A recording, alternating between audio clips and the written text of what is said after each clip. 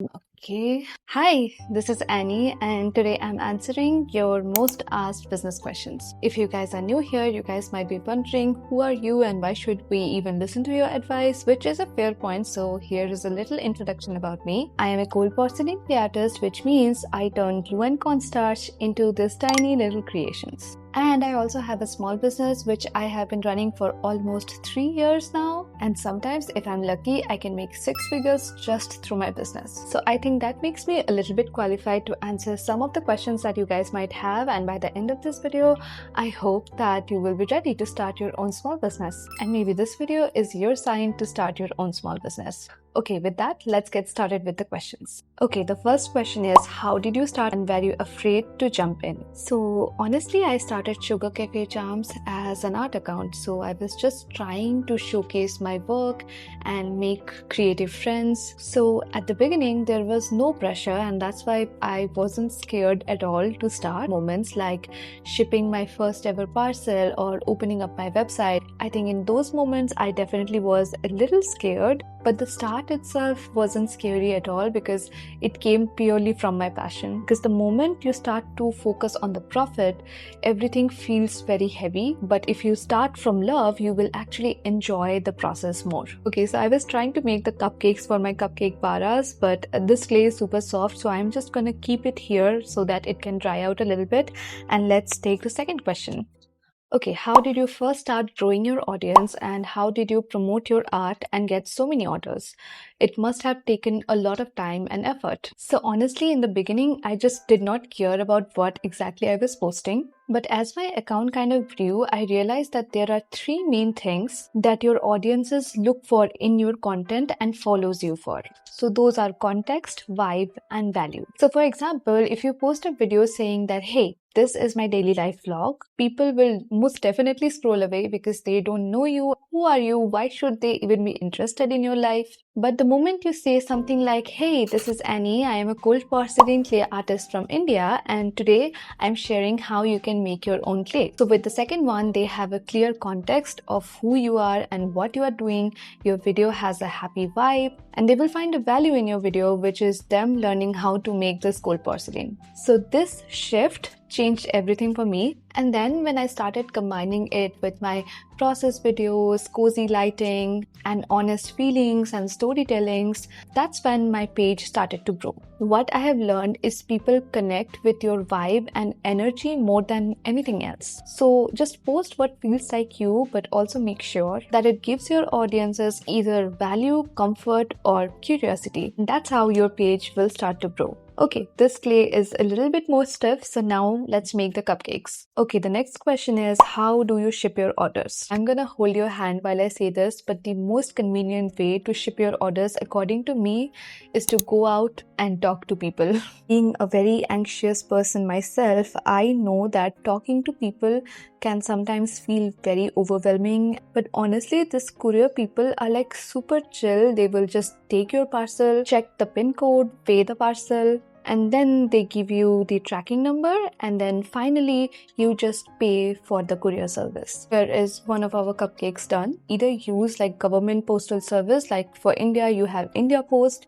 which is comparatively cheaper than private courier services like DTDC, for example, or DHL, Delivery, all these services. Now, if you do have a large number of orders and you don't really like to go out and talk with people, then you can definitely use some kind of third-party app like Shiprocket, like I do. Just follow a good YouTube tutorial for opening your account. If I find a video, I will link that in the description. I think for the very first time, you have to keep 500 in your wallet, and this amount will be used when you ship the parcels. So this 500 rupees will get reduced as you ship more and more parcels, and I think the minimum value that you have to keep in your wallet is around 50 rupees. So it's very convenient. They pick the parcel from your house, and trust me, it's way more easier than it looks. Okay, so I'm just gonna attach the frosting to the cupcake base using some glue, and this is how the cupcake will look like. Okay, we have one cupcake made.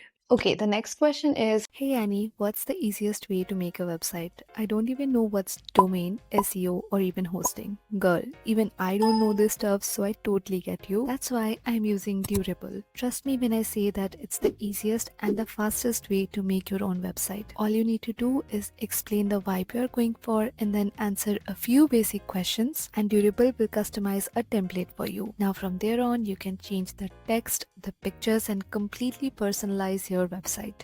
By the way, it also includes built-in SEO, hosting, and even a custom domain. They also have tools like contacts, invoices, Durable Studios to make visual branding assets, and now it also has an AI employee chat, your own little AI assistant for marketing, customer replies, and everything. So honestly, it's a full setup for solo creators like me. So if you have been postponing your website making plans because of how complex it looks, try Durable today. The prices starts from $12 per month, which is around 1K, which is already quite cheap, but my viewers can get 30% off by using my code BONICA30 or just simply click the link in my description. Thank you Durable for sponsoring today's video. Let's get back to the questions. Grab these waffle bears. These are all incomplete, but we are going to complete them as I talk about the next question. Affordable and cute packaging supplies, please. Honestly, I get everything from Amazon. I think it's the best place for small business owners because you can order things in small quantities as well. But if you're planning to buy bulk quantities, then here is a list of websites that you can probably try out. I got this teddy bear sticker and I got this for like 200 rupees or something. So there are a lot of amazing stuffs on Amazon. You just have to,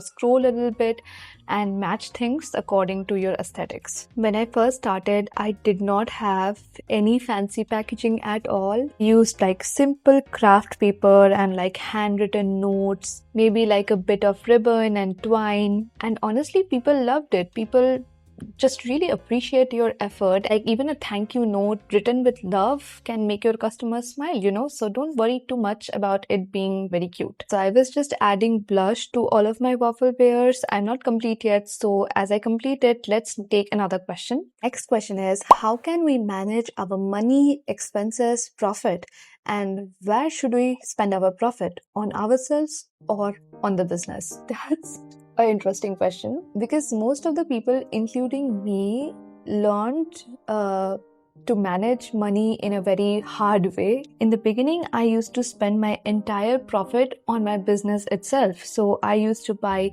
every single cute mold that I would see, resin stuffs, and honestly, a lot of things that I did not even need back then. But I think as I slowly continued my business, I realized that this is not a healthy way of managing your money. I wasn't really tracking anything. I wasn't really making any profit. And of course, I wasn't saving anything as well. So now I have started noting down every single thing.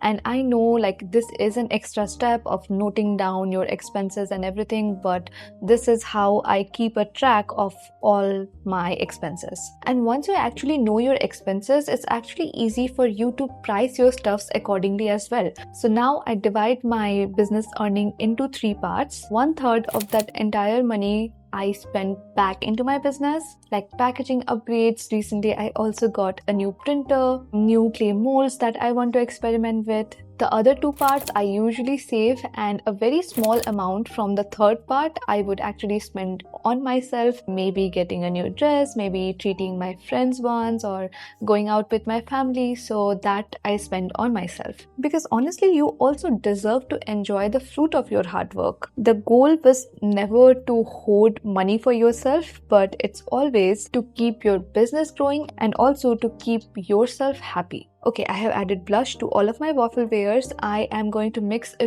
really cute orange color for the bow. So it will be like a really pastel yellowish orange color. And while I do that, let's answer the next question. For a clay business, how much should we start with? Like total investment or starting price? Honestly, you don't need much, especially for a handmade business, because the raw materials itself are not costly. So I think 3,000 to 5,000 should be enough for you guys to buy the basic supplies for your clay business. And when you're first starting out, I would highly recommend you to use what you have, especially for like filming or packaging. So use those Amazon packaging boxes that you have hoarded for years and years to send out the packages. Get a basic tripod maybe to film your videos. And I think as your business grows, you can slowly upgrade to new things, new molds, new packaging, better quality keychains and everything. So these are the things that you have to slowly upgrade. And also, when it comes to pricing your charms, don't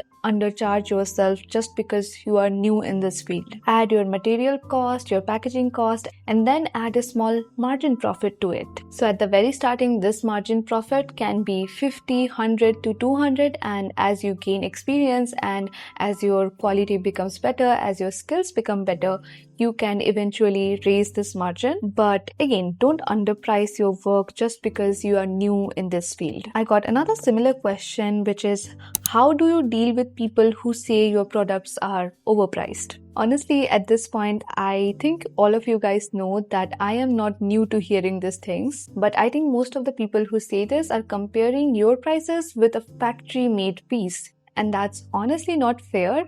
And our brain knows it, but for some reason we start feeling sad about it. So when anyone says that my prices are too expensive, I don't take it too personally nowadays. I just remind myself that they are probably not my target audiences, and that's completely fine. The right people will see the value in your art. So instead of explaining your price to everyone, focus on creating for those who understand the worth of art.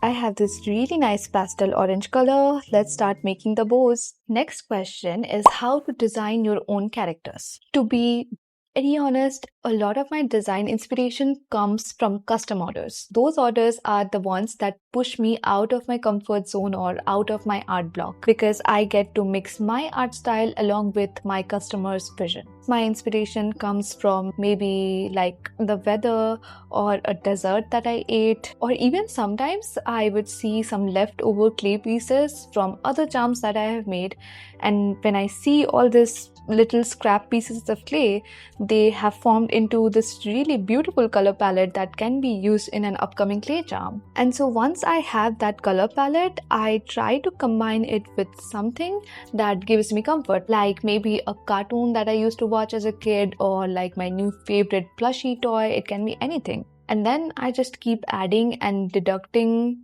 all the elements until I am happy with the final piece. And yeah, that's how a new character is born. Over time, you will just start noticing patterns in your art style naturally. And that's just how your unique style takes shape. Okay, next question. How do you manage to make all your charm faces and sizes so similar? You guys are seeing this, right? This is a mold.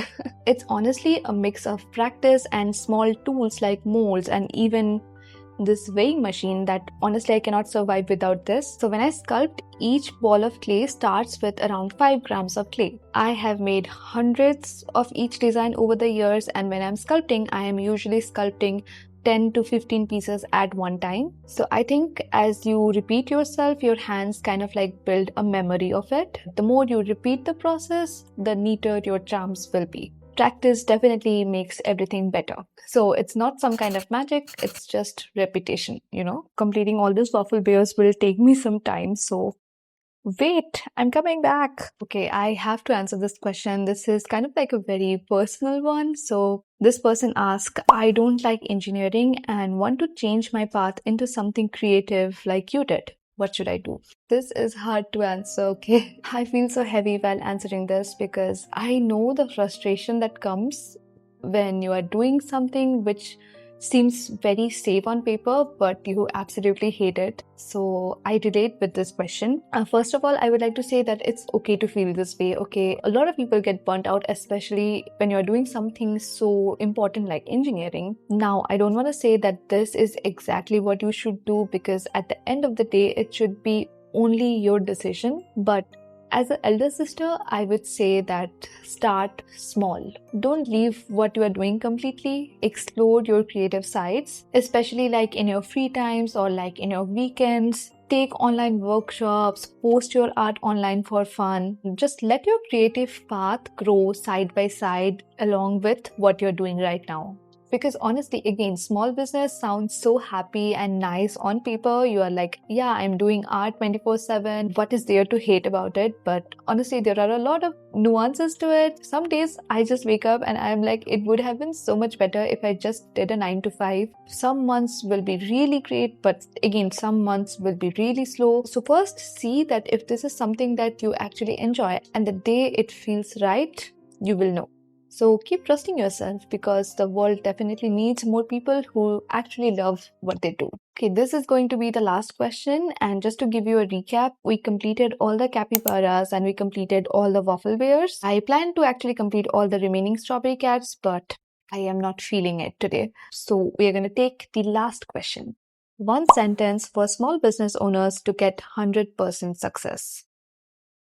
Is a hard question, guys. I think it would be to keep going and improving yourself and showing yourself every single day, even though some days will be really slow, some months might be really slow, some months will absolutely test your patience. There will be some sleepless nights.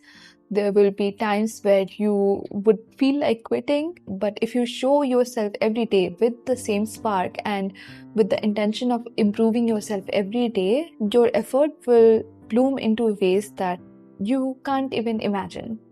That is most definitely more than one sentence, but yeah, I just wanted to convey my feelings, because I remember at the starting of this year, I was going through this very difficult phase and I honestly did not know whether this is something that I can continue, whether this is something that I should do, but I am glad that past tense Annie showed the courage of continuing, because if I quit that time, I would have never known that getting 100 orders in a single day is possible. So I think for the ending statement, I would say that always remember that the secret isn't perfection, but it's always your passion, consistency, and your heart. That's what turns a small dream into a magical reality. In this type of videos, I always get emotional at the end. I don't know why. Like, at the moment, I am trying not to cry. But yeah, I will spend the rest of the evening completing all the strawberry cats, and I will like film some vlogs maybe. So with that, I'm gonna end the video. See you guys very soon in my next vlog. Until then, take care and always keep your inner child happy. Bye bye.